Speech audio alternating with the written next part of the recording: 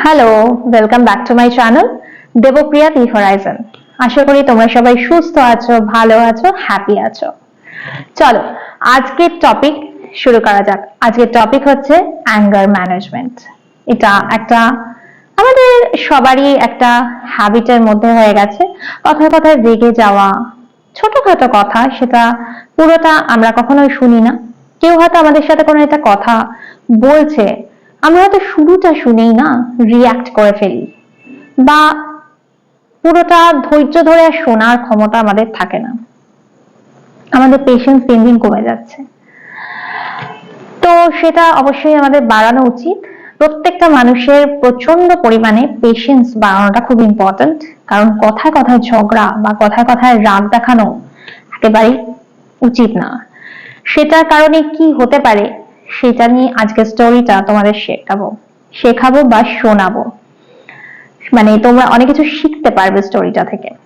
একজন ভদ্রলোক, তার বাড়িতে তার ওয়াইফের সাথে ঝগড়া হয়ে উনি বাড়ি থেকে বেরোন অফিসে যাওয়ার জন্য। উনি যখন বেরোন, একটা রাস্তার কুকুর ওনার দিকে এমনি এগিয়ে আসে। প্রত্যেক দিন আসলে উনি তাকে খেতে দেন বিস্কিট বা কিছু। কুকুরটা সেইভাবেই ভদ্রলোকের দিকে এগিয়ে আসে, কিন্তু সেদিন ওনার মাথা গরম থাকার কারণে উনি হঠাৎ করে কুকুরটার দিকে একটা ঢিল ছুঁড়ে দেয়। কুকুরটার তাতে পায়ে যথেষ্ট পরিমাণে আঘাত লাগে এবং সে ওখানেই শুয়ে পড়ে। তারপরে সেখানে উনি সেটার তোয়াক্কা না করে উনি তার যাত্রা পথে চলতে শুরু করে এবং উনি অফিসে পৌঁছান। অফিসে গিয়ে তার সেদিন প্রত্যেকটা কলিগের সাথে কোনো না কোনো ভাবে মতবিরোধ হতে শুরু করে। তার অফিসের বসের সাথে তার প্রচন্ড পরিমাণে একটা মিসআন্ডারস্ট্যান্ডিং হয়। সে কিন্তু ভাবে যে উনি ছাড়া অপোজিটের প্রত্যেকটা মানুষ যারা আছে প্রত্যেকে দোষী, তারা ওনার সাথে কোনো না কোনো ভাবে ঝগড়া করছে বা ঝামেলা করছে। উনি কিন্তু কোথাও ভাবছেন না কারণটাকে, উনি বুঝতে পারছেন না। উনি ভাবছে আজকে আমার সাথে এইরকমই কেন হচ্ছে। হঠাৎ করে অফিসের যে বস তাকে টার্মিনেট করে দেয় তার চাকরি থেকে, মানে তার অত বছরের চাকরি থেকে। সে প্রচন্ড হতাশায় ভোগে এবং উনি বাড়ি ফেরেন। বাড়ি ফেরার পথে ওনার আবার ফেরার পথে যাদের যাদের সাথে, মানে ধরো বাস বা যেখানেই হোক উনি যাতেই যাত্রা করে থাকুন না কেন, সেখানেই ওনার ঝামেলা হয় এবং উনি বুঝতে পারেন না কি হয়। উনি সকালবেলা যে কুকুরটাকে ঢিল ছুঁড়ে গেছিল, উনি যখন ফেরে কি হয়, সেই কুকুরটার যে অনেক বন্ধু ছিল না, তারা হঠাৎ করে ওনাকে অ্যাটাক করে। সবাই ঘিরে ধরে এবং কোনোভাবে তাকে কোনো একটা কুকুর কামড়েও দেয়। সে খুব খারাপ ভাবে সেটাতে ইনজিওর্ড হয়। উনি বাড়ি ফিরে আসেন এবং ওনাকে হসপিটালে নিয়ে যেতে হয়। তারপর ওনার রিয়েলাইজেশন হয় কিছুদিন পর। উনি ভাবতে থাকেন এক মনে, এত কিছু একদিনে এইরকম কি করে ঘটলো, কারণটা কি? তার একটাই কারণ হচ্ছে, ওনার বাড়ি থেকে ঝগড়াটা শুরু হয়েছিল, সেখানের রাগটা উনি সব জায়গাতে ক্যারি ফরওয়ার্ড করে করে নিয়ে গেছেন ওনার সাথে সাথে করে, একটা ব্যাগেজের মতো। আমাদের এইটাই ভুল হয়, আমরা ভাবি ওকে রাগটা দেখিয়ে গেলাম, রাগটা ওখানেই শেষ হয়ে গেল। হয় না, আমাদের মুড অফ থাকে, আমাদের মাথাটা কিন্তু গরম থাকে। সারা দিনের যত কাজ আমরা করি আমাদের মাথায় কিন্তু ওটাই চলতে থাকে, তাকে বলা বাজে কথা বা তার থেকে শোনা বাজে কথাগুলো। এই সময় কি করতে হবে সেটা বলছি।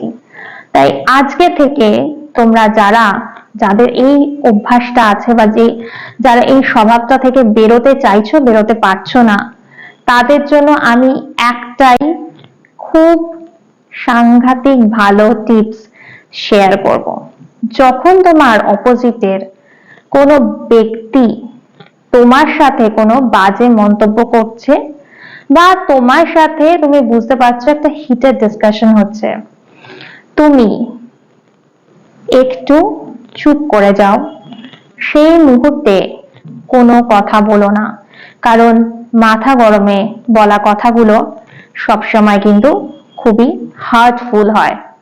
আর মুখের কথা আর হাতের তীর একবার বেরিয়ে গেলে কিন্তু সেটা মানুষের মনে থেকে যায়।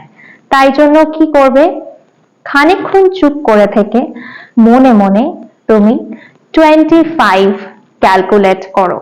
সেটা 1 থেকে 25ও ক্যালকুলেট করতে পারো বা 25 থেকে 1ও ক্যালকুলেট করতে পারো। তাতে কি হবে, তুমি এই যে 25 সেকেন্ডসের পজটা দিলে, তাতে সেই মোমেন্টে তুমি যে কথাগুলো বলতে সেগুলো কিন্তু তোমার মুখ থেকে আর বেরোবে না।